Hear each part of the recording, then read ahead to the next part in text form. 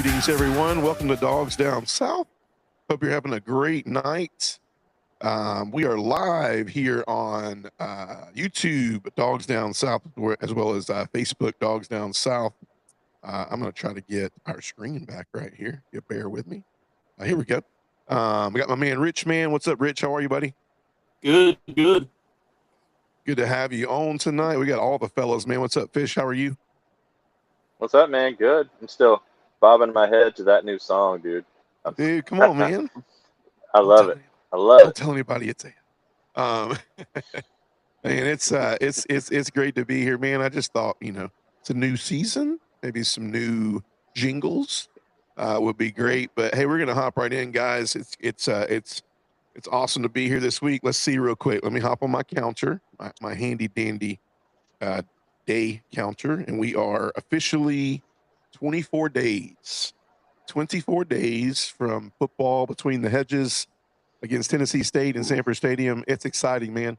It's really exciting. So before we hop in, tonight's show is solely going to be based around, they snuck in. So today was a day off for the Dogs. They had a mandatory day off where it was basically based around a lot of team meetings, a lot of classroom stuff going on. But some coaches were available for interviews. So we get to hear from Mike Bobo, who will break down what he said in a couple areas. Trey Scott, you don't normally hear from Trey Scott a lot throughout the year. We'll hear from him. We'll hear from Glenn Schumann, Travaris Robinson, as well as Todd Hartley. But before we do that, it's kind of an icebreaker. I'll go to you, Rich, first. Man, what are you've been hearing some news at camp? What's some of the most exciting news you've heard out of camp that's really got you pumped up for the season? Dude, the thing that's got me interested, Ellis Robinson's going to be shut down corner, and then maybe on the other side we might have a shutdown corner. That's some exciting stuff right there.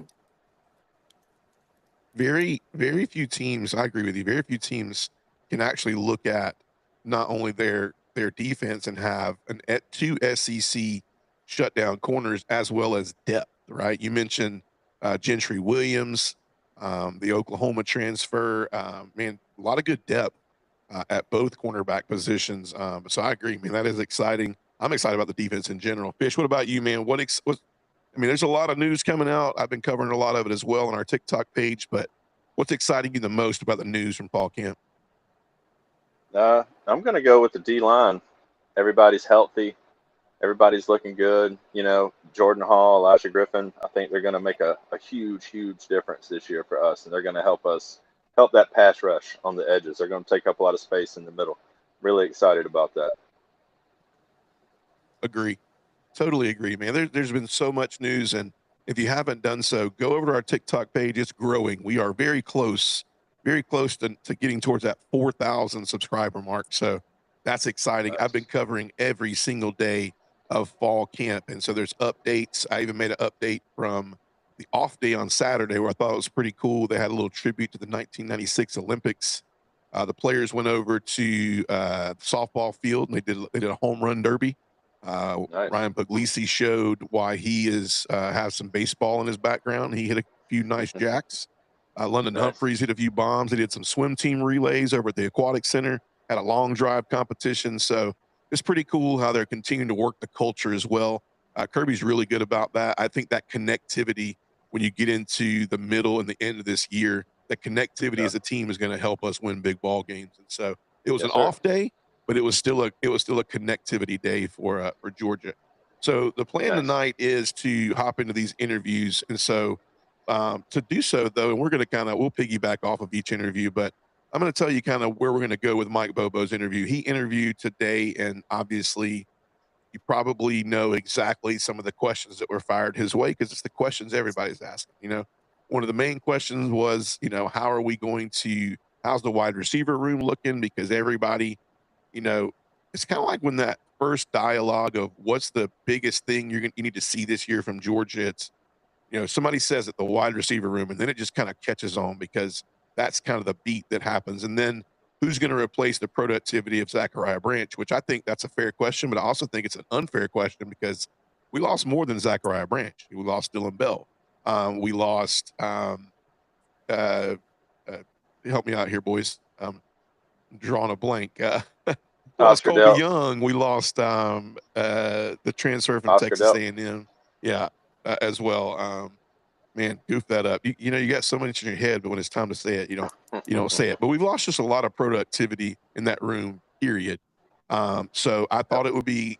I'm going to play the key points. We're going to play. Let me drop the screen share in here and try to get this right. Throw it up. I thought it'd be cool to play Bobo's clip that they asked about. The first one here is about. Let's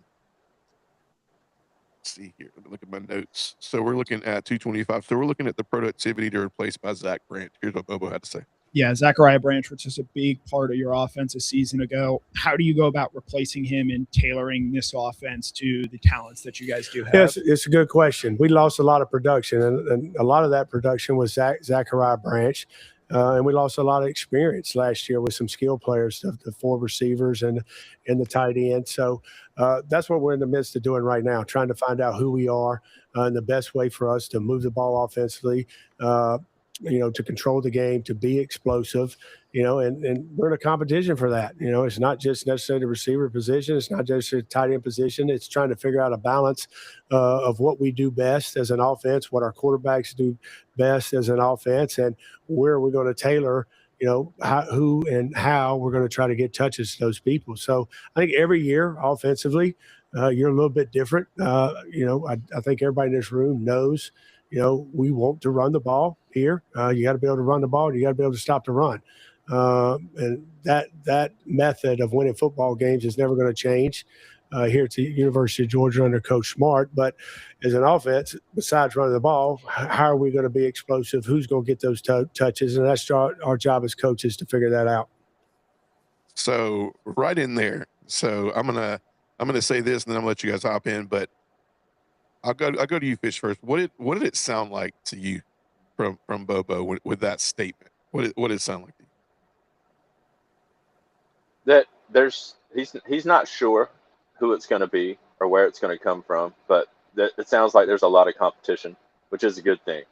That means we got a lot of guys that are just as good as the other, and they're trying to figure out exactly who needs to do what and who needs to be where. And because Zach Branch, I know, is who everybody's talking about, but Dylan Bell was a huge part of our offense, the past couple of seasons, and he's going to be hard to replace. The receivers got big shoes to fill. I think the tight end room is going to be fine, but there's trying to figure out who's going to fit where, and make the most sense at what position and who's going to help. They're trying to figure out which receivers can block, because last year we had really good blocking downfield. The year before, we were terrible at blocking downfield. We couldn't do anything, and so I have a feeling that they're looking for guys that can catch a ball, but they're actually looking at guys that can block. Yeah, a little bit of both.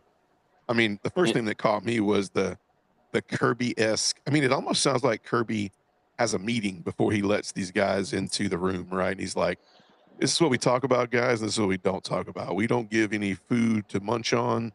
We don't give any snacks out. We don't give any trail of breadcrumbs. And, you heard him. He said, we want to, it's almost, but it's a good thing, right? Yeah. It's like, we want to run the ball. We want to stop the run. Everybody is saying that. So here's my thing. It makes you think to yourself, if Kirby set this precedent out for the spring where he introduced this thing of, we want to be explosive on offense this year, and we want to figure out how we're going to cause chaos, and we want to get the quarterback on the ground way more than previous years. You got to know that that's probably sinking in, right? So I think the productivity, I agree with you. I agree with you wholeheartily. The productivity for who's going to block, and you're going to hear it from multiple coaches that say this. They say it all the time. If you don't know your position, if you don't know what your responsibilities, and you don't know the playbook, you're not going to play here, right? You got to know how to be a corner. You got to know how to be a well-rounded wide receiver, tight end. So I totally agree. If you had to, I mean, I know I've made a few videos on this, but you guys got some just guesses on where do you think some of this productivity is going to come from, whether it's the tight ends? Like, is there some names that you guys want to throw out? Rich, I'll go to you first. What, you got some names that you want to throw out that you think will be just not kind of experimental, but like, this is probably where some of this is going to come from? Well, I'm I'm thinking, I don't have anything to base this on except for the spring game, but I'm thinking Prothro is going to hit the field. And I think he's going to be more slot than tight end. I don't know why. I just got that feeling. So I'm thinking there's going to be some productivity that comes there. I think the long question is Talon Taylor. How's he going to? I don't know. We all want to see him be super successful, but we hadn't quite seen it yet. Which, to add to that, we'll get into it in a little bit, but I've also heard the defense is, when you're going out there playing against possibly, if not the best possible defense this year in the SEC and in a top 3 to 5 defense preseason. Obviously, we don't have numbers to back that up yet, but yeah. I'm hearing the defense is just causing all kind of damn problems for everybody. So it's hard to really get a glimpse in the first 5 to 6 days of camp. What about you, So Fish? if these guys can figure out how to get a little separation on these defensive backs, then we should be all right during the season, right? We'll know in these scrimmages. Yeah. First scrimmage is this Saturday. And I would tell you, if we see some receivers really getting some separation and having some good days against DeMelo Jones and Ellis Robinson, I don't think we have much to worry about. I feel like those are 2 of the best cornerbacks. And I'm not being biased, guys. I don't think you guys are either. I think those 2 of the best cornerbacks just by looks alone and what we've seen, the Ellis Robinson transformation. And the first big step in that was when they just took Daniel Harris out last year and just put him out there and said, we got faith in you, right? You're going to mess up. You're going to do some things. But when he stopped playing, when Ellis Robinson stopped playing with somebody in his rearview mirror, that's where Ellis Robinson transformed, in my opinion. Yeah. But I think, yes, Rich, man, I think if we're seeing separation and we're seeing some wins on the outside against these cornerbacks, we're gonna have a decent year at wide receiver. What about you, Fish? Oh, I think my guy, my sleeper guy, is going to be Sokovie White Helton. I think he's going to have a lot to do in that slot position because he's taking a lot of reps at punt return. But I think he's going to squeeze in there. I think he's a Zach Branch-esque type of dude. Like, they're kind of built the same, both fast, both quick, both hard to tackle because you can't get your hands on them. So, and Dwight Phillips, too, I think he's going to have a big part to do in the passing game this year. I agree. Do you want to add something, Rich? I know you were. Something else a narrative that's going around, they're talking about how the teams are beginning to simplify everything. Have you heard talking about that? And it kind of makes a lot of sense because a lot of these guys are coming in. We're going to see some freshmen hit the field this year. So they've had no exposure whatsoever to our program. So it's interesting to hear that they're simplifying these defenses and offenses for that matter. And but the bigger question is how does that, what is that going to look like for us quality wise of the game? Yeah, I agree. Bobo went into. I put out a video a couple of days ago, and I mentioned that I feel like the tight end room is just absolutely loaded, and it has to be a situation where that tight end room can take pressure off some of these young wide receivers this year. Now, the first comments you get are all the Bobo haters and everybody going, can you make sure and get this message to Mike Bobo to actually target them, right? So I thought it would be cool to play the video. He had a little excerpt today also in, what we can expect from the tight end room and how we're working through utilizing this very talented tight end room. And then I want to talk a little bit about the tight end room. But let's listen to what Bobo had to say about the tight end room. Looks like for you guys, you've featured a lot of different skill players at different places over the years. Do you look at a depth chart and say, we have all these tight ends and kind of explore some of those possibilities or sort of, does that just kind of come through fall camp and dependent on who emerges? I think a little bit of both. I think you look at what you've got coming back and you self-scout yourself, and then you do studies of other teams and how they've used personnel and personnel groupings, and that's stuff that we did in the off season. Different ways to use tight ends out of different personnel groupings, different ways to get guys touches. You do all kind of studies, and then things kind of evolve through fall camp. who emerges? Is there a young guy that emerges? Is, these guys a little bit better than you thought? Are we more explosive in this personnel group? So it's an evolving thing that as a coach, you're trying to find the right mixture of who to put on the field and when, and try to help your team get first downs and be explosive. But I do think. So I got to stop it right there, because he's giving us a little bit of, he's giving us a buffet of something right there.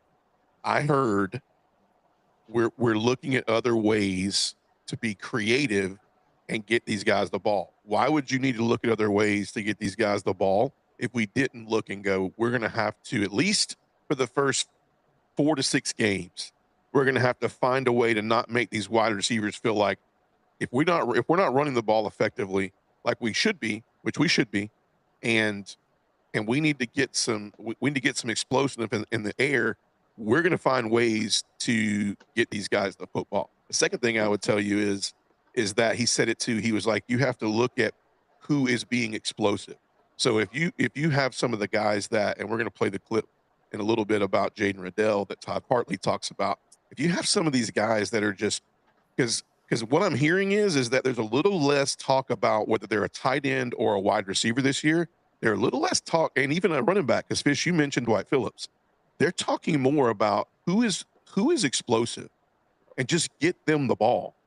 If we learned anything from Zach Branch last year, it was, you can't go off of height. You can't go off of, although he was fast, but just speed, just route running, because we all know the terrifying, storylines that every Dog fan said, well, we can only get it to him in a bubble screen. We can only get him to him on a, Sure. on a curl rate, whatever. But I think to say all that is, and I don't know if you guys would agree with this, is like, I think we're just giving the storyline of whoever's playing with FPE is getting the ball.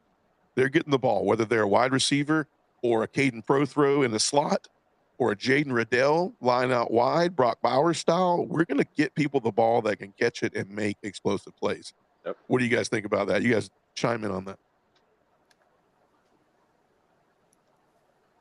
Fish. It's when you have a plethora of people. It sounds like we've got a lot of talent and a lot of guys that deserve the ball, that want the ball, that it's going to benefit us to get them the ball.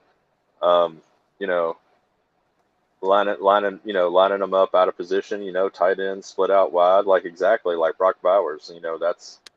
That's a very good comparison, because he lined up all over the place. And, he was doing reverses. He was lined out wide. He'd line up in the slot. He'd line up, at normal tight end position.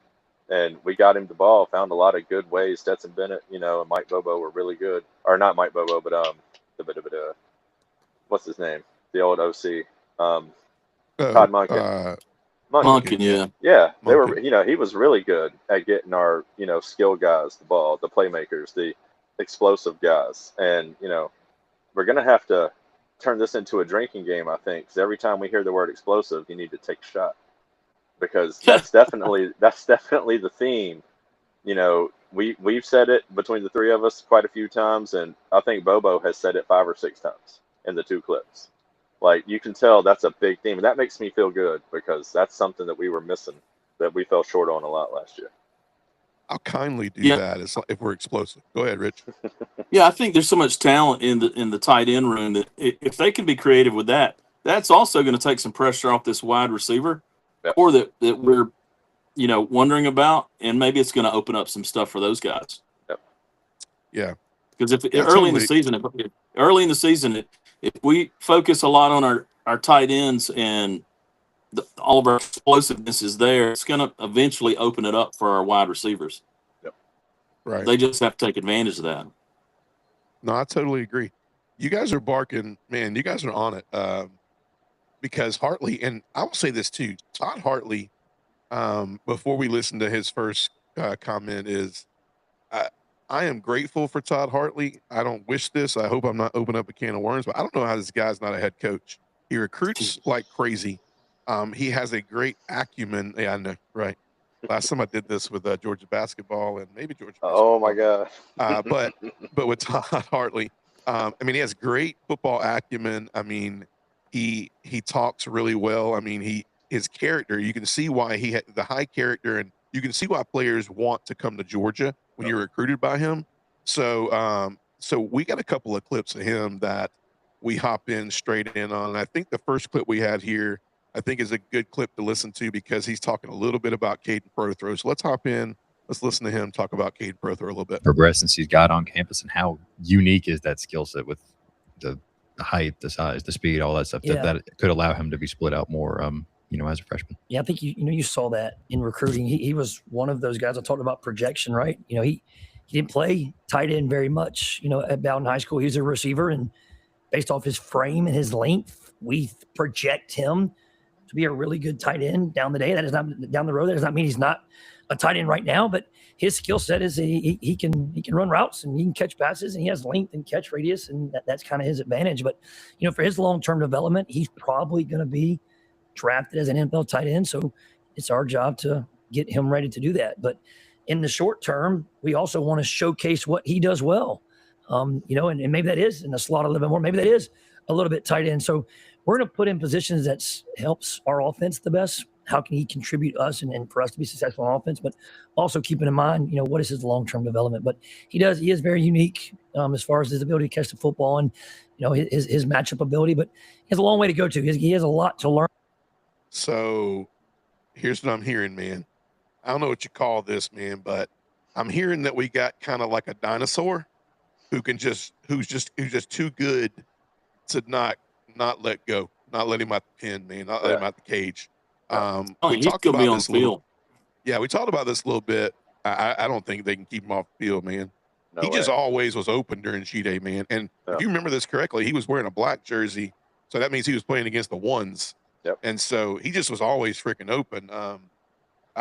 And you can hear Todd Hartley, man, like he's just a truthful guy, man. He's like, look, and I feel like that some of these assistant coaches, this has been a little bit of a Kirby-esque. We talked about this early on when we started doing this podcast was, is Kirby ever going to get to the point where he trusts some of these young guys with all this talent coming in, and how he's going to feel about hurting feelings? And if you've been in this program for 3-4 years, I think we're kind of getting to the point where we're starting to see what we used to talk about with the best guy's going to play. And it doesn't matter if we're hurting feelings or not, because no offense, probably all you guys are making some kind of NIL money. Yep. So it really doesn't matter, right? Yep. It's wild, man. Second clip I'll play really quick, and then we'll kind of bunch all this together and talk through it. Jaden Riddell. I haven't talked much about Jaden Riddell, but I just knew it.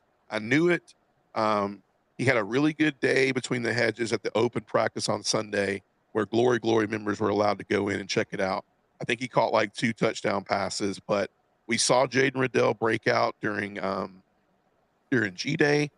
But I don't know about you guys. Sometimes there's like a breakout guy during G-Day, and like all of a sudden, we just don't see him in the fall, right? Where'd he go, right? I remember the kid, I forget his name, the short kid who used to return punts, who would always show out during G-Day, and I was like, where's he at? And he was returning some punts, and he ended up transferring out, but he never saw any playing time as far as at wide receiver. But I'm like, the kid's having like 200-yard games in G-Day, and then we don't see anything from him. Like, what happened? Where'd he go? Yep. So I think that's interesting to know that Kirby's trusting a little more the process in that area. Let me really quick. You guys want to add anything about Caden Prothro while I'm queuing up this next clip? Just that he mentioned, he kept saying, long term when he was talking about him. So I think, yes, like you said, he's too good not to try to get on the field. And if that means we have to put him at XYZ, whatever, then so be it. But they want him to be a tight end, it sounds like to me, because that's what they want to develop him as. Yes. Which is fine. But I mean, I'm excited just to see anything. Give me something, just anywhere on the field. I'm good. Right. Let's go. I agree. I mean, out of all these tight ends, Rich, I heard you say this, but is this true to form? Like, who are you most excited about at tight end? I mean, this is a really loaded question, right? Because there's so many. You got an Elias kid that's 6'7". You got Prothro that is got like cat-like abilities. You got Lawson Lucky, who's just been steady. And there's a couple of more. I Don't can't forget even. about Barbour. Yeah. I mean, I mean- that dude, if he hadn't got hurt last year, we would have seen a lot more of him. Do you guys I want mean, me look, to slide? if the wide you guys want me to receivers don't. slide in the clip of Ethan Barbour? He talks Yeah. about Ethan Barbour, and it gets you pumped up, dude. I Dude, might I'm slide this telling in you. after this one. But who are you most, well, Rich? Who are you most excited about though? If you had to pick one, it's hard. This is probably one of the hardest questions you could ask. Right now, I'm just excited about Prothrow because that's what I saw in the spring game, and it kind of caught my eye. But last year, I wanted to see that is it Ellis or Elias, the It's Elias. 6'7" guy? Elias. Elias, dude, I wanted to see him. You always want to see that guy when you get down in the red zone because let him go stand in the back of the end zone and just catch the high ball. Right. How can you not score in the red zone when you got a 6'7" tight end? How can you not? That's why I'm like, give Todd Hartley whatever he wants, man. Like, if this guy, just give him what he wants, man. Like, there is never going. I mean, I don't say never, but it just feels like there's never going to be recruitment at the tight end position like we've gotten in the past Dude, 5 to 7 years. it's definitely a ridiculous. historic room right now Yeah. as far as all the talent that's in there. It's crazy. It's crazy that we can have. I will find the Ethan Barbour clip before we move on because I thought about doing it, but I didn't want to spend too much time on Todd Hartley. But it's now that you mentioned it, it's kind of unfair not to do it. But before we Dude, do he's a that, freak, man. let's listen to what he said about Jaden Riddell. This will kind of unearth some things people are asking about how Jaden Riddell is doing. That's going to be hard for anybody. Oh, before I start that, this is a cool take too because he talks about a term that that Monken used to use about he called players jokers, and they asked why did he call them that, and it's interesting because they still use the terminology, but I wanted to know why what they meant by it, and he explains it pretty cool. At the top today. I want you to educate me a little bit. One, on I've heard the term joker. Monken used it. Sometimes we see tight ends all over. And then secondly, just kind of the story of Jaden Riddell. I was at the deal Sunday. We saw him make a couple plays. Kirby's talked a lot about him. If you can expound on those two things. Yeah, I'll start with Riddell. To me, he's everything that's good about college football.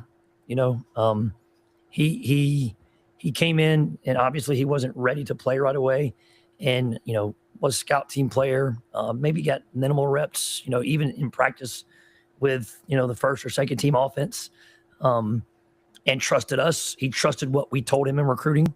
Okay, he comes into his second year, and the same thing. He got better, but maybe he wasn't at the point where he could contribute last year in a significant role for us. You probably saw him in a couple 13 personnel packages where he had a couple plays here and there. And again, he trusted us. It goes back to the question I had over here about relationships. Like, he trusted that relationship and what we told him in recruiting. And he waited his turn, and all he did was just go to work. He trusted Coach Sinclair in the weight room. He trusted Coach Bobo with how we're going to use him in our offense. He trusted Coach Smart with what Coach Smart told him in recruiting. And now, after 2 years of not worrying about where should I go, how much money should I make, all the stuff that people concern themselves with, all the stuff that are distractions that actually maybe take you away from being the best player you can possibly be, he didn't listen to any of that. He just trusted in the process. He grinded it out, and now he's got himself in position to possibly help us in a significant role this year. So, I mean, let's be honest, like, that's rare nowadays, right? Like, how often do you see that? But I think Coach Smart has done a phenomenal job of actually recruiting players that want to stay, that have low portability, that actually love Georgia and trust us and trust that we're going to have their development and what their best interest, their future interest is that, that's what we're here to do. So he's trusted us, and I appreciate him for doing that. I think your first question is about Coach Monken using the word joker. Yeah, it's the, to me, tight ends in today's football, the ultimate value for an offense for the versatility that they can provide. If you have a guy in that role that can be a joker, your term, that could possibly line up in the slot and be, successful, line up attached with his hand in the dirt and be successful, line up in the backfield, all right, as maybe a sniffer or what people used to call a fullback, okay, and be successful, and then maybe go at X or Z receiver in motion, and even heck, I'm for like handing them the ball sometimes. Like if you have guys that have positional versatility, okay, positional value, the options that they can provide your offense, are limitless. And so because that's Man, that right there gets you fired up, man. Not only hearing about Jaden Riddell, not only hearing about like just what this team in an NIL era and what these other teams are fighting, that the majority of this team is linked at the hip and they're not going places for the almighty dollar. And to hear them talk about it, it's just giving more hints, right? More hints about how they're going to use. I just think that they're giving hints in these interviews that, guys, I know you're worried about the wide receiver room, and the wide receiver room is going to be good, but we're not worried about wide receivers. We're worried about who is productive. Whether we're blinding them up in the slot, putting their hand on the ground, whatever we're doing, we're going to get the people the ball that can make. They can. Sounds like he's got some jokers in the tight end room that could spread the field. Wow. You could have 4 of them out there. Mm-hmm. Yeah, it's exciting, man. Fisher, you going to say something? So raise your hand if you've ever heard a fullback called a zipper. No, I raised my hand too early. What's a zipper? Dude, that made me laugh. And then he used another term that I really like was portability. A low portability. I love that. That's great. That's Kirby term. Loves that. That's what Kirby looks for. Kirby looks for dudes that want to come play at Georgia, not come in, if they don't get what they want or things don't go their way, they bounce. Like, I love that. That's a neat term. I like it. I totally agree. I'm going to try to do my best to get this right on the dot to get the Ethan Barbour quote, and then we're going to move on really quickly. Let me try my best. Really, hold on. Top today. An injury. How about resilience? Inches of that and doing that. Here we go, dude. I did pretty good. Todd, when we talked to Lawson last week, he was talking about Ethan, and he said he's one of the toughest guys he's been around. What have you seen as far as that goes? I imagine some of that was him working back from an injury. How about resiliency, right? I mean, response. One of our words we use in our room is response. How do you respond to certain situations? Whether it's bad or good. Do you handle praise with humility? Okay. Do you handle, something bad with resiliency? He obviously had a catastrophic injury, and just the way that he worked, even last fall, to get himself in position to come back and start the Sugar Bowl. Y'all don't think about that. He broke his ankle game 2, and he worked so hard. He started the Sugar Bowl. Okay. So that says a lot about that kid's determination just to come back, and his resiliency and his response to, something bad that happened in his life. But, he's such a strong and powerful presence at the line of scrimmage in the backfield. He has heavy hands. I say he has Mike Tyson hands, man. Like when he puts his hands on you, like defenders feel it. You can see the air come out of the bag when he hits the air. You can see the air come out of their lungs when he puts his hands in their chest. So very strong, powerful hands, and he does a lot of things. He was a very well-rounded tight end, but physical at the point of attack. And the thing that I like about Ethan is, a very infectious attitude. Like he plays with an edge. And in our game nowadays, the big thing last year with Coach Mark was FPE, right? Fire, passion, and energy. Well, one of the first ones to have a blue hat was who? Was Ethan. Because he just has that edge about him that you want to be around. Like you want him around the players to be contagious, to get them fired up about football and the physicality. And, we were on this thing about grit this year, just having that grit. Like he is the definition of grit in my mind, just because of. Dude, I'm going to be honest with you. Todd Hartley might be my new favorite assistant coach. I think he gives more in his interviews. He even said at the end, he was like, somebody interviewed some of the one of the guys asked the question, said nobody's going to forget that quote about the air out of your lungs, and he said really, he said, was it better than Schumann's interview? So he's a kind of a jokester too, man. So it's really cool. But dude, I like Todd Hartley, man. Like he's giving us some really good content, man. He's looking and he's going, guys, all you guys are thinking about the wide receiver room, and I think we are giving you the biggest, what do you call it, look right over here. Well, you're looking over here, but look what's going on over here. I really think that's what's happening, man. Hearing all that, obviously, we're going to move into Trey Scott and a little bit of the defense and stuff. What do you think about? What do you guys want to free for all into that? What do you think about the Todd Hartley quote? So what do you call lining up 5 wide with nothing but tight ends? Like what's that called? Like what? It might. You know, it could. That's called a happen every modern. That's called a modern power lineup. dude. But man, like sounds Especially like if you've Barbour got is gonna guys that be. can put their hands on you and take the breath Yeah. out of your lungs. I know, right? Like sounds like he's gonna be the main blocking Sounds, tight end. sounds like short we got a yardage, stuff fullback like on our that. hands. Dude, A zipper. A zipper. That's right. We got a a zipper. We have a zipper. Dude, freaking I mean zipper, that's man. you're right, I dude. thought a I'm like zipper was what holds my pants together. From I not, know with the YKK on it, right? Like, you know. so but it's hard not to get excited after listening to him talk about Barbour and all the other tight ends. I mean, for real. Hartley gets me pumped up, dude. Yep. That tight end room. I listened to Hartley today, and I was like, I don't know if I want to listen to anybody else. He was I know, good, man. don't want to come down. He was good. He's my new. I'm just going to go ahead and say he's my new favorite assistant coach. I'm a Todd Hartley fan now. Yeah. Let's hop into defense a little bit. I thought it was not really just a lot of big time stuff, but I thought it was 3 key comments to hear from Glenn Schumann, the defensive coordinator, obviously Tavares Robinson, who's over the free safeties in the secondary, and then Trey Scott of the defensive line. This is what a lot of people are looking for. You know, how are we going to get to the quarterback this year? What are we doing to get to the quarterback this year? Well, I'm trying to make sure we play some clips so that our fans understand what we're doing in camp. So let's see what Schumann talks about. He talks a little bit about Chase Linton, who's a very talented young kid. Let's hear what. Let me make sure I got him up. Let's hear what he said. Hiccups. Coach, what can you kind of tell us about Chase Linton and kind of his development over the offseason? Obviously, that was a guy that played a little bit in the Sugar Bowl. Kind of what have you seen from him since then?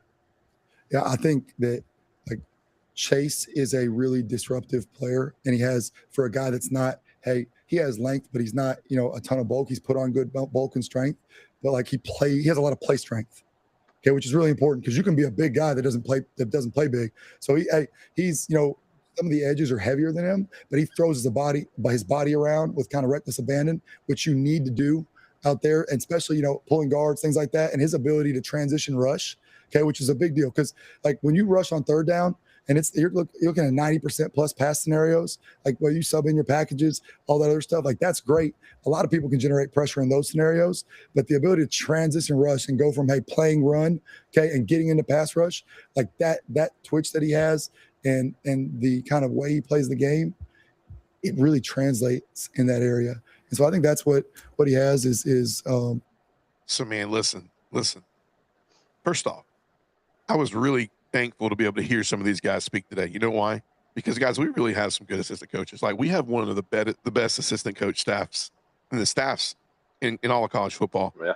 But it just goes to show too, man, Schumann probably gets a bad rap, and I'm sure I've shot him some low blows on Saturdays sometimes, but to hear him explain that, and he talks about how, he creates the chaos and just he throws his body around with reckless abandon, like, those guys are coaching him up to just be very reckless, right? And Chase Linton's a name that people are like, well, who are these guys going to be? And I've talked about how Chris Cole looks. I've talked about how Zayden Walker looks. But Chase Linton's a name that is popping, that everybody needs to know his name and his number. Rich, I know earlier before we came on, you spoke a little bit about the defensive end, your worries about the edge. Like, talk to me after hearing Schumann speak to that. So tell me how you feel about the edge and what the biggest scenario is for us to get those edge rushers to the quarterback this year. Well, I think part of that, we need the interior defensive lineman to break that, to break up the middle. That's going to help our edge rush. But the thing is, like that jack position, not only do they edge rush, but they set the edge on running plays, and they also do some pass coverage. So it's such a complicated position. It takes a freak to be able to play it. And the other things, like he talks about that reckless abandon, you got to have that, but you also got to have the finesse to get back out and do some pass coverage. It's a crazy position. That's why they pay these guys so much money for that position. Right. So that's one of the areas of concern I have. We've struggled with that for a few years, and I'm hoping these guys this year, they get it. they get the knack for it, because it can be a knack, you know.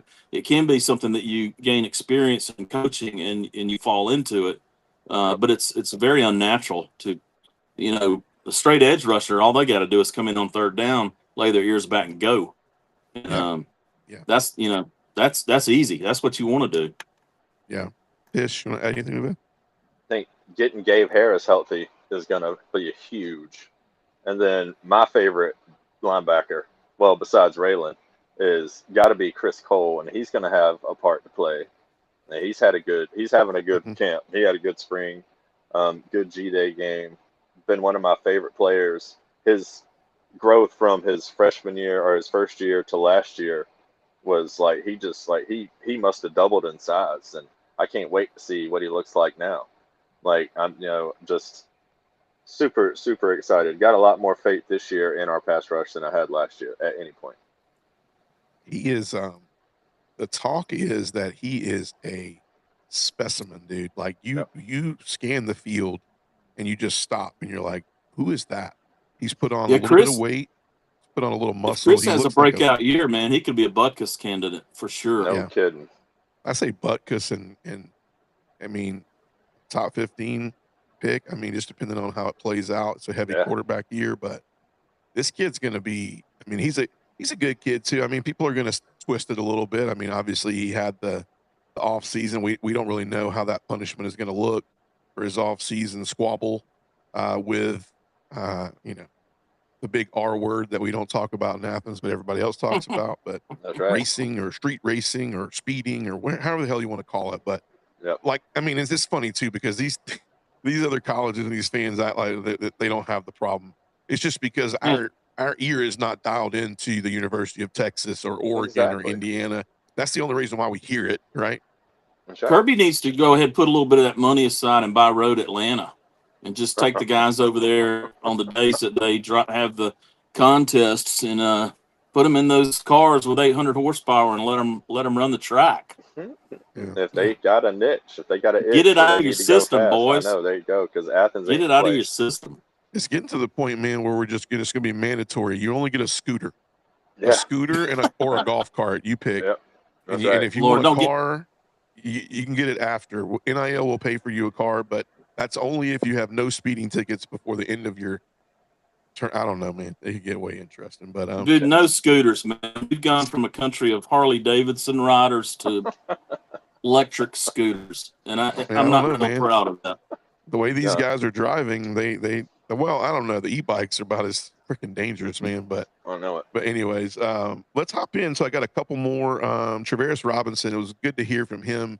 Travaris has been kind of hid in the background for a little bit since he came to Georgia, but you know, he's a guy that has worked with Will Muschamp, which will be a very much an asset to us this year, and Kirby will as well. We don't play Texas in the regular season, but I have this feeling lucky for them that we will come across them this year. But he's worked with Will Muschamp. He's obviously worked with Saban, and he's obviously now with Kirby. But I thought this gave a really good look at. A lot of people are going, well, you know, why is everybody really high on the defense this year? And we know there's a lot. We got 13 returning starters, and so I thought it was cool to hear him talk about the safeties and some of their some names that he's throwing out, but also some of their strengths and kind of how it's been going in that race back there. So let's really quick see what Tavares talked about with the safeties. How has the competition at safety, you know, how jump right into it, huh? Go ahead. You know, there's a lot of guys with a lot of different body styles, body types, skill sets. You know, how are you guys managing that group? And, you know, has anyone started to stand out a little bit? Well, let me answer it this way. We have some talented guys in our safety room. I'm excited about all of them. We got some acquisitions, and we got guys that we changed position a little bit. Dink playing a little more safety than he played last year, where he was kind of playing more star. You got Kyron Jones in the mix. You got Jamali Riddle in the mix. You got Ty Boogie and Blake Stewart. You got a lot of guys fighting for those spots. And obviously we got KJ Bolden. So right now, just trying to figure out, number one, what to do. And, you know, right now, I don't know if we kind of understand it like this, but the install is a bunch. All right. So the first couple of days, day 1, day 2, day 3, day 4, I mean, you're trying to put in a bunch of install and just trying to make sure everybody get the right opportunities. All right. And the right amount of reps. Those guys have been doing a really good job with the reps that they've been getting. I'm excited about the progress that we're made. I'm excited about KJ. He done got a little bigger. All right, so he can be a little more thick tackler. I'm excited about Dink. He's been in the system now. He understands how we work and how we play. Kyron, he wasn't doing a lot in spring. So him to come out and getting the reps that he's getting in fall is a blessing. Jamarley's a guy who, same thing, he got here and he was a little banged up from the injury at ECU. And he's coming in and he's doing a good job of what we're doing. So right now it's just a competition. And the one thing that everybody got to understand is production matters, right? And now as we start to go into day 7 of practice, then now we can kind of figure out exactly from who's producing the most. And then we start to decide then who's going to be the guys that's trotting out there when we step out on the field in September. So really clear stuff. And I don't remember, I listened to his entire interview, but he mentioned that Khalil Barnes is playing everywhere. I mean, I think Khalil Barnes is not where he's going to start. He will be out there. He has come in and done everything that the coaching staff has asked. Very athletic, it's deep. Man, that secondary is deep. That corner room is deep. This linebacker room is deep. They're a little bit, I mean, would you guys agree with this? These coaches are a little bit less, I would say, they can't hide it as well as Kirby does in his pressers, right? They're letting some more information out that I think Kirby would be a little bit more zippered up about, since we're using that word a lot tonight. What do you guys think? What do you guys think about what T-Rob said about the safeties? What comes to mind right off the bat? Who is Dink? So that's Rayshawn Dinkins. Thank you. Okay, I feel like I'm sorry. I should have known that, but you're good. He said his name a couple of times, and I'm like, who? Who's But KJ, man, getting bigger. That makes me so happy because that's gonna be that was maybe his only drawback was that he wasn't like a Cam Chancellor, like a lay the wood type of dude. He was a good cover guy, and he's not afraid to tackle. But now, is he going to be even better at it? Because that's scary. Because he was already one of the better safeties in the nation. And if he's getting bigger and stronger and a little faster, then look out. And it's good to hear about Jamarlee Riddle. That makes me happy because I like him. He was one of my favorite off-season portal guys that we got. So that's good. That's awesome. That was awesome to hear him say that. Yes. Agreed. Richman, you want to add to that? Dude, he sounded like to me his wallet had a bunch of money in it. Mm-hmm. You talking about T-Rex or you talking about? He's got plenty. Oh, yep. Plenty of talent. Missed that one. Very good. Pocket full of talent. Yes, sir. Yeah. No, I agree. I agree. I think, man, we're very deep, man. We're really blessed. I think when I look at that, I just look at it as, you're setting yourself up for a run. You know that, knock on wood, injuries are going to happen, but it's like, what are you going to do? It's going to happen all over the SEC and all over college football. But what are you going to do, and where are you going to be when that happens? And I think we've shown. It's funny because people always ask, "What is George doing in the portal?" And it's like, are you hearing these names? Like you're hearing the Khalil Barnes and Jamari Riddles and the Gentry Williams, and it's like, yeah, it's roster retention, and it's what you need, not what you. It's kind of like going in the cupboard and going, I'm not really hungry right now, but I guess I'll grab this because it's there. You don't need it. You don't need it. So I'm going to play this one last because it's kind of the hype comment. Kind of leave the offensive line to last, but a lot of great things happening with the offensive line. Number one, I would tell you is I've mentioned it in multiple TikTok posts, but Ernest Green is at the best playing weight he's ever been at Georgia. He looks really, really good. Juan Gaston has dumped 20 to 30 pounds and is playing at his best playing weight. He was playing at 350/340 last year. He's going to be playing more close to 325 this year, which is huge for him. That is awesome. He looks really good. I think we're seeing the Phil Rauscher play pay off a little bit already.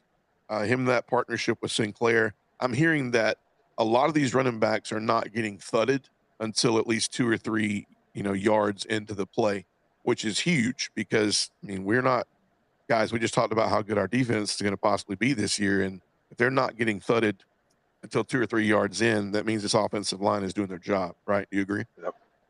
Sounds good. One of those guys that didn't just mention – go ahead, Fish. No. I was just agreeing with you. Yeah, one of those guys I didn't mention is everybody has maybe said this, but some people that are hearing for the first time, I think you're going to see another freshman start on the offensive line this year. And I wanted to let you guys hear really why I think Zakai Helton, and a lot of you guys, if you don't know, they're calling him Zyke, but he goes by Zakai, and apparently he means it. So he corrects the coaches and he lets them know who his name is, because every coach so far has mentioned when they have corrected everyone when they say Zyke to Zakai. But I thought it would be really cool to understand who he is and why this freshman has earned possibly the nod to start at right guard. And we are hearing more about freshmen and young offensive linemen being starters for Georgia.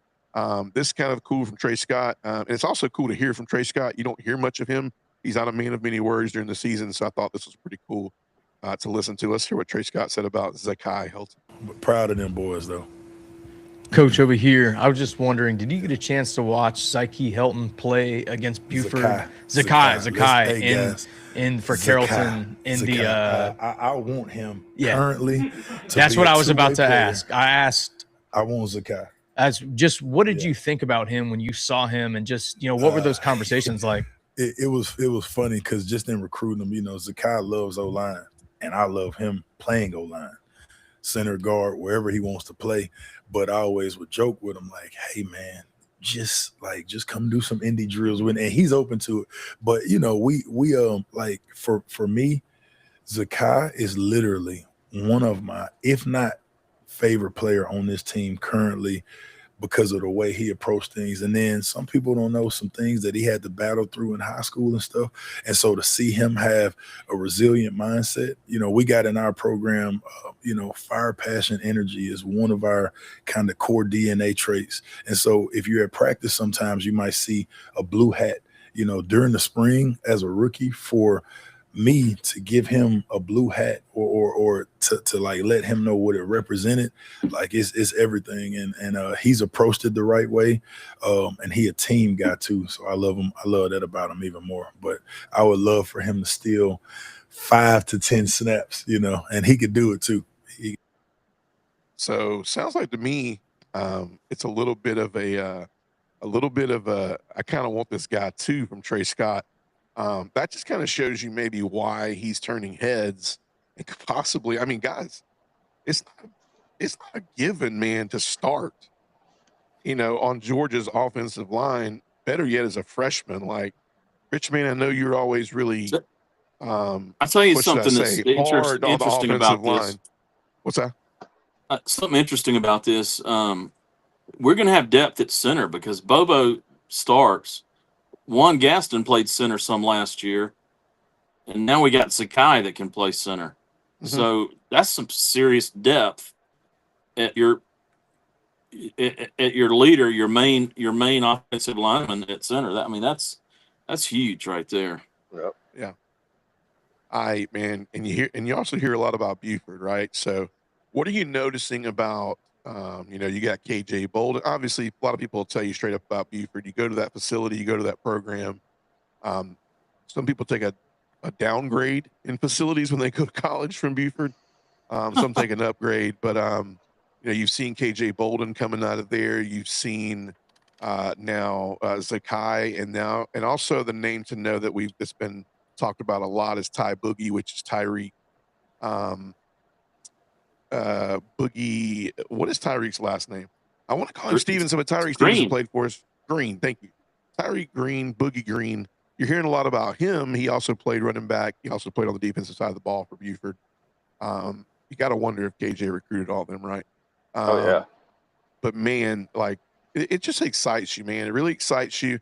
Today's an off day to hear the coaches. I really enjoyed. I usually don't listen. I'll be honest. I don't listen to the assistant coaches on their pressers at the beginning of the year because I do feel like it sounds a little bit routine, but this year I'm kind of glad I did.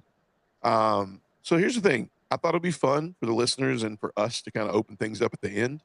I sent you some stuff in your notes, and I thought it'd be cool to have if you had to bet today, and we got some predictions in here, I thought it'd be cool to have a lightning round.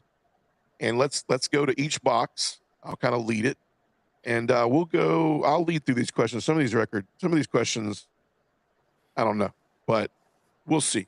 We'll see what everybody's got. We'll do a lightning round. This is kind of how we'll end it. We'll have some closing comments, and then we'll go from there, man. Looking forward to Saturday's first scrimmage. I have a couple of more practices this week on Thursday, Friday, and a scrimmage on Saturday. But let's start with this. We'll go in order of we'll go in alphabetical order. So we'll go A, R, and then T. So we'll go Adam, Fish first. We'll go Rich, and then I'll tag one on. So this will be lightning. First thing that comes to your mind. Don't think through it. Don't talk through it. You guys ready? Georgia's final record this year, regular season, not including playoffs. Final record. What do you think? Go Fish. 11-1. 11-1. What about you, Rich? 11-1. You think there's a loss out there, right? ESPN's got us at 12-0. You're right. I said we couldn't talk about. You want to know where? Tuscaloosa. No. No, sirree.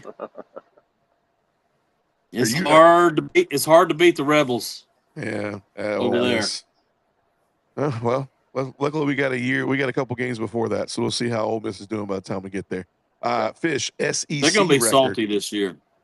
Yeah, 9 SEC games this year. SEC record. What do you got? 8-1. 8-1. About you, Richard? 8-1. I just literally read the government off the corner right there, Rich. Man. All right, I'll go 8-1. I think there's a loss out there, but 9-0 is going to be tough for any team in the SEC. So I'll stay away from that. Fish, leading rusher. Nate Frazier. Rich. Frazier. I'm going to go with Frazier too. But who knows?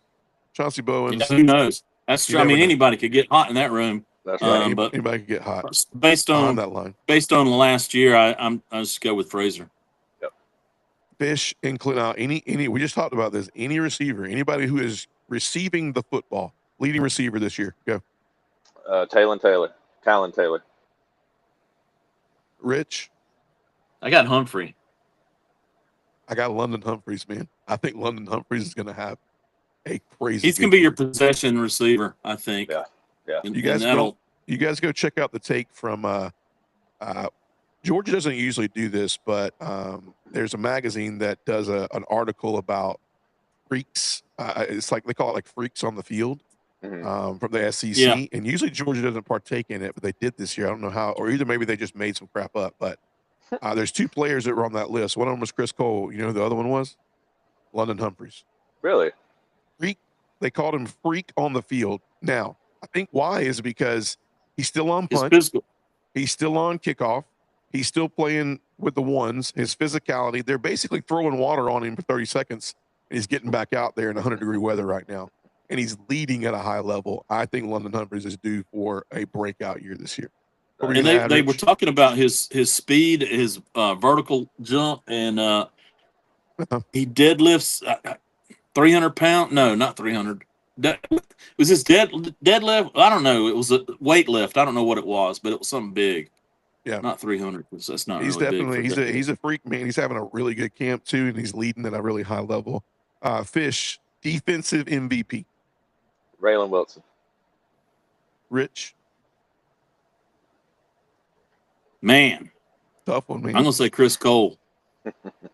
I mean, I actually had a toss up, but my toss up I had Ellis, but if I don't want a defensive back to be our MVP because that means people are getting too much yardage on us. So I'm going with Cole. I think it's the opposite. I think KJ Bolden. I think if somebody's named the MVP, that means we're locking stuff down. I saw that ball in the air for more than 30 yards, 40 yards, too much last year. I'm saying KJ Bolden, and I think the top is going to be closed. Yeah. I think the top on that defense will be closed. Yeah. I actually wrote down all three: Bolden, Ellis, Cole. I mean, I was just like, dude, that's just crazy. Tough question. Should have said top three, right? Fish, breakout freshman. Breakout freshman. Give me Zakai Helton. I like Rich. I'm gonna go Prothro. Pro throw. I like it. I like it, man. You guys took mine. I'll go Zakai. I will tell you, he's got freshman in his name, red shirt. Craig Dandridge is a receiver to look out for that they really like and they're targeting a lot. Craig Dandridge, a name to remember. Biggest surprise, Fish. And this doesn't have to be a player. Scenario, coach. Biggest surprise. I don't know. That's tough. Like right off the rip. Let me go DeMello. His development, he's turned in. If he's potentially anywhere near being as good as Ellis, then awesome. Yeah. I'm gonna reverse y'all. I'm gonna say Zakai. Okay. Biggest surprise. Love it. I'm gonna go off of the players, and I'm gonna say that the running game is going to create the play action that's needed for these receivers. I think people are really talking too much about Dude, I love how that. Gunner has to create explosiveness just with calling a play in with his arm. I think if we can run the ball effectively, as good as these running backs are and as good as this offensive line is predicted to be, I think it immediately opens up the play action. And I think that's what's going to be the surprise is it's not going to come from lining up and throwing the football just naturally. Biggest disappointment, Fish.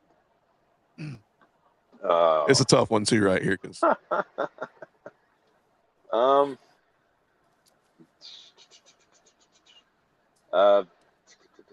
Lord, I don't know. Go punt return. I mean, I've got a lot of faith in Scovey, but replacing Zach Branch, that's tough. That's some big shoes to fill. Well, he wasn't very tall, so maybe mid-sized shoes to fill. But it's tough. It's a tough question, man. It really is because you want to keep the high hopes up, but there's something going to be in there. What about you, Rich? Biggest disappointment you think that may happen? I'm going to go with a transfer. I'm going to go with Braylon Conley from USC. Just because I don't really have anything to base that on except some of the transfers we brought in just hadn't been stellar. You know what I'm saying? Yeah. I think what could be the biggest disappointment too might be something that even if you look away from a player per se, but one of the biggest disappointments could possibly be, we're talking about this is what I don't want to happen. I don't want to put this in the air, but we're talking about trying to create explosive plays on defense, get to the quarterback. But I think what could be a disappointment is not to hype ourselves up too much and be good against the run, right? We can't just pin our ears back. We got to be disciplined. So we got to be careful that the disappointment isn't that we're not good against the run, because that exposes way more than sometimes because that can bleed the whole game, man. Yep. It really, when you have to start putting bodies in there and you're overcorrecting stuff. We saw the pain we went through 2 years ago of not being able to stop the run. It was horrible. Yeah. Every Saturday, we don't want our defensive backs making run stops. Right. We want our linebackers to make them. That's right. Yes, I agree. Fish SEC championship opponent. Who would Georgia be playing in the SEC championship? Texas. I got Oklahoma. Yeah, I think Oklahoma is going to be much better. I think the Red River rivalry. That means you guys are basically picking Texas over Oklahoma. All right. If it all pans out, man, Texas is loaded. We Texas got a is loaded. squad, but Texas has $100 million on the roster. We play Oklahoma, and Oklahoma at home. Fish and I think we're going to take care of them. That's right. I think we're going to take care of them. I think it's going to be a damn good game. You guys can't look past the fact that if Oklahoma learns how to run the football, and John Mateer actually figures out he has an arm along with those two legs, it could get very interesting because they recruited very well. That's who a lot of people are talking about, especially at media days. About Oklahoma. Dude, everybody's going to be tough this year. Florida's going to be tough this year. South Carolina's going to be a pain in the butt because they always are. Mizzou might be the easiest SEC game we play. Could be. Andy. I'm gonna be honest with you. There's Texas. There should be a study behind the drop off in offensive productivity under Steve Sarkisian at Texas. Yeah, that's all I'm gonna say. I'm gonna leave it at that. He's had the best quarterbacks. He's had the best wide receivers. He's got Ryan Wingo and Cam Coleman. And if he digresses this year, guys, we'll talk about it more when games start. The only thing that would piss the football gods off more than putting Ferraris on your field during recruiting days is bringing out a bunch of e-bikes and scooters. Maybe he might be coaching from an e-bike. I don't know. Sarkisian's funny, man. They're just paying for that. The football gods frowned on that. I'm telling you. Yes, sir. Yeah. Fish college football playoff seed. Last question. Our seed? I don't want to be the SEC champ. And honestly, I don't. I honestly don't. If we lose the one game and then there's two teams that are better in front of us that went 9-0, Texas, Oklahoma, or whoever, well, it can't be Oklahoma, but somebody, I don't know, because, dude, that layoff kills us. I don't care what you say. You lose your edge, man. Like, I'm going to make a bold prediction. Go for it. I think we win the SEC and beat Texas again. Sarkisian gets kicked out. We're going to have a month bye, and we're going to actually win our first playoff game. God, I hope so. We haven't won a playoff game since they went to 12. So right, you might could sell that ticket at IMAX, bro. That's a movie. Give me the popcorn for that one. Heck I yeah, mean, dude. here's I'll the wait thing in line too. for a few hours. Don't quote me on this. That would be a good SEC story. I'll guarantee you. I agree. Don't quote me on this, but I don't know if this is the year or next year, but supposedly the winners of each conference are going to get to now pick their basically pick their path per se. Really? Yeah. So That's highest seed. interesting. Yeah. I don't know if that starts this year or next year. I'll get that info, but I do know that it was brought out that was the only adjustment that was made. Well, the adjustment needs to be that you just don't take a month off. Yeah. You play everyone a game every weekend until it's over. Or maybe you get a bye week between the SEC championship and the playoff, but not a month, bro. That's just too much. Yeah. Yeah. All right. Last question. When we look back at this episode in December, what's one thing you think we're going to say? We saw that coming in fall camp. Like, what is it? What are we going to say if we look back in December at this episode that may or may not be true? Or may it's just like we said that and look what happened. What do you think, Fish? You go first. That we were explosive. Take a shot. I think we're going to look back and the defense is going to dominate. It's going to carry us through another SEC championship and get us that first playoff win in the 12-game playoff system. That's what I think is going to happen. You took mine. That's a good one. But I had another one. I think that when we look back at this episode, we are going to look and be like, I can't believe everybody was worried about the wide receiver room. Can't believe it. And it's going to be because of the fact that the dinosaurs, is that the wrong word for them? Like, what do you call like the superheroes? I don't even know what to call them, man. Like, we got to figure out we got to figure out a name for the tight end room because zippers. The zippers. The zippers. The zippers, baby. Listen, I just think we're going to just look back and be like, we were not us. I mean, trust me, there's plenty more TikTok videos where people are going to hop in and say some stupid crap this year. But like, I think when you look at it, you're like, guys, we're not just going to get productivity through the air through our wide receivers. But here's the thing too. We can't not expect. One coach we didn't hear from was James Coley. I don't know why. But we can't not expect that freshman underlining of Talon Taylor, Tyler Williams, C.J. Wiley, Thomas Blackshear, all these guys, they're on this roster. We are not in lack. These are 4- and 5-star receivers. So I just can't see us unless James Coley got fired and I didn't know about it. I just can't see us not making some productivity. I think there are going to be some receivers that step up. I think Talon will. But I mean, there's going to be some receivers to step up. But I think these freaking zippers, man, they're going to be.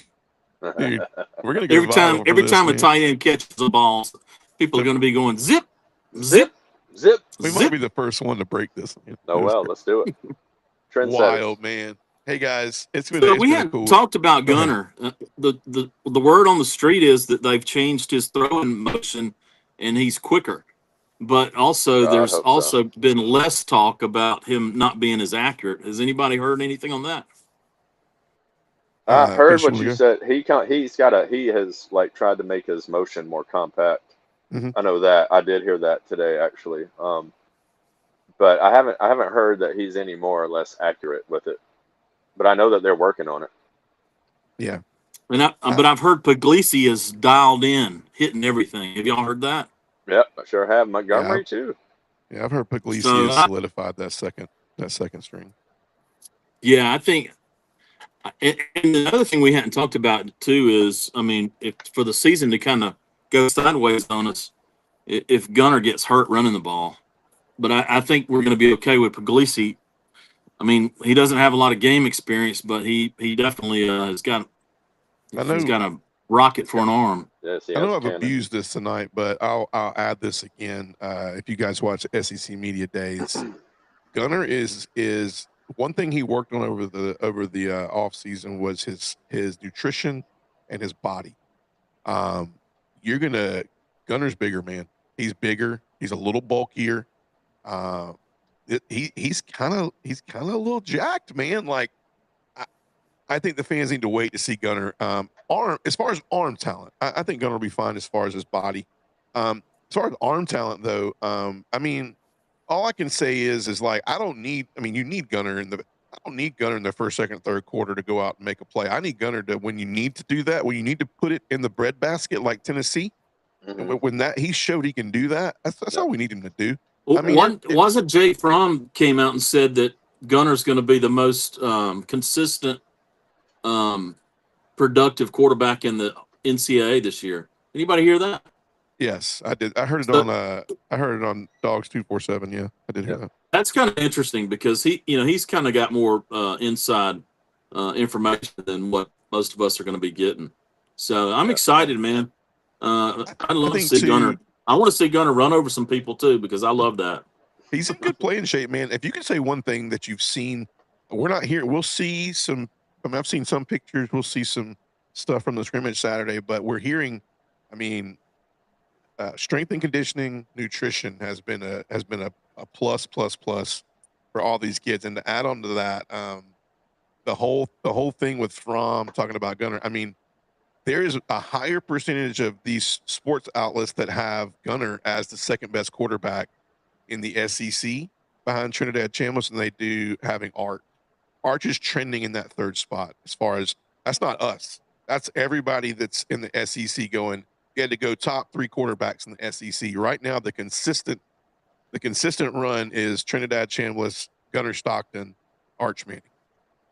You didn't hear it here. You heard it. That's what everybody's seeing.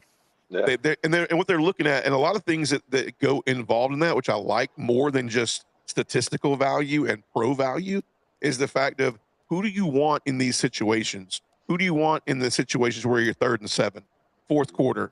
I mean, Trinidad Chambliss has shown us that he has big game capability. Gunner Stockton has shown us he can make the right decisions. He's grown up a lot, even from the start in the Sugar Bowl against Notre Dame. Arch had a pretty good second half of the season last year.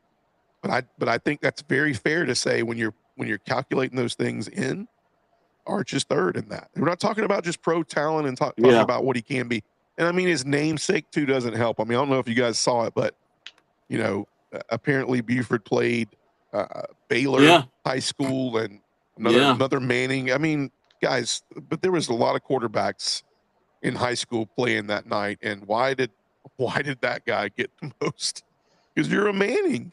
Because he's a Manning, duh. Yep. I mean, nobody's talking about Jalen Wade, the number 1 quarterback in the country he's coming to Georgia. I mean, nobody's talking about him, you know, but that dude's a freak. He's got the wrong last name. Anyways, man, well, it's been fun. It's been a great episode. Man, it just gets us 1 week closer.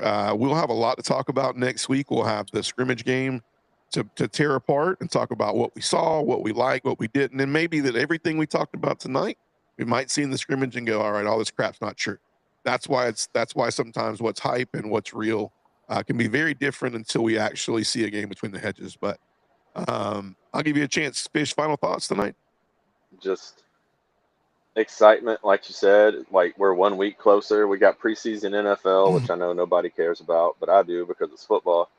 So, the Falcons play on Friday, the Seahawks play. Just give me football. Just give me football. Yeah. Yeah. What about you, Rich? Final thoughts? Man, I'm just ready for some football. Just ready. Yep. I pretty much hate the summer. That's why I'm down here in the basement. I'd stay in here all summer long if I could. Heck yeah, dude. Dude, I hear you. I'd stay up here all summer long if I could. Final thought for me: zippers. Zip. That's right. Zippers. Zip. Hey, if you haven't already done so, please go and like and follow us. We are on TikTok, Dogs Down South, Facebook, Dogs Down South, YouTube, Dogs Down South, and about any place that has a podcasting platform. We're on there, Apple Podcasts. Make sure you go like and follow. We got a ton of episodes up from the summer, SEC summer previews up, and then a lot of fall camp updates as well over there. For myself, for Rich, for Fish, it's been a great night. You guys have a great week. Looking forward to scrimmage 1. And as always on Dogs Down South, go Dogs. Go Dogs. Go Dogs. Go Dogs. Go Dogs. Touchdown.